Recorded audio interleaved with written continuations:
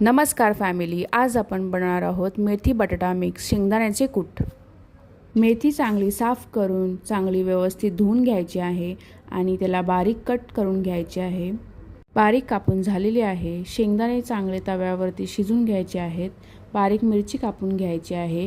कढाईमध्ये तेल टाकून मेथी चांगली शिजून घ्यायची आहे व्यवस्थित। अर्धा चम्मच साखर टाकायची आहे कडू न लागण्यासाठी आणि कलर तसाच राहण्यासाठी। आपल्याला बटाटा बारीक कापून घ्यायचा आहे। कढाईमध्ये तेल टाकून जिरा टाकायचा आहे आणि बटाटा त्याच्यामध्ये शिजून घ्यायचा आहे। मसाले, हळदी पावडर आणि मीठ टाकून व्यवस्थित हलवून घ्यायचं। मेथी टाकून शिजून द्यायचं आहे। वरून शेंगदाण्याचं कूट केलेलं आपण टाकणार आहोत।